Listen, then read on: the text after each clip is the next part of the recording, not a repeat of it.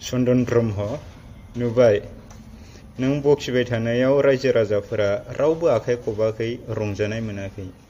ओंथिया मा फोरमायदों? नोंखौसो गोसो सिङाव रागा जोंदों। गेदेमा हाग्रामा महिलारि बिथांखौ जे नोंथाङा बिदि बुंदों। जुदि नोंनि खोथाखौ बिथांमोना सापर्ट खालामनायमोनब्ला, जुदि गमामायै हाग्रामा महिलारि बिथाङा देबोरगाव समष्टिनिफ्राय MCLA देरहानाय नङा होननायाव नोंखौ सापर्ट खालामनायमोनब्ला बा देरहामारनाय नङाब्ला नोंजों आखाइ ख्रब ख्रब खबगौमोन, मिथिबाय? दा माथो रावबो आखाइखौनो खबाखै। नोंखौ रागासो जोंदों खोमा, मिथिबाय? आरो जाबायदि थगाय थगाय लाङो नोंसोर सेल्फ हेल्प ग्रुपनि मानसिफोरखौ, आइजोफोरखौ, नोंसोर जायगा गैया, मिथिबाय? बे भिडिअखौ नायनानै बयबो रायजो राजाफोरा मिथिगोन चन्दननि खियाव थाम्फै बामारा होननानै, नङा होमबा? आगन्तुक निर्बाचনত हाग्रामा महिलारि डाङरिया देबरगाव समष्टिर आरु खेथियाव MCLA तथा तेव जिखिबो नुवारे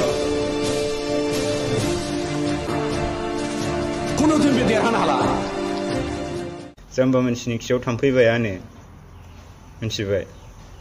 थाम्फैयालाय खि नुबानो बायो, नाथाय बे चन्दन ब्रह्मनि खोथाया जि ओंथि गैया बेखौ फोरमायनाय जादों। जाम्बा मानसिनि खियाव थाम्फै बाया होननानै। डेट मिन्स चन्दन ब्रह्मआ एक्स मिनिस्टारबाबो सासे आदुआसो, बे आदुआ।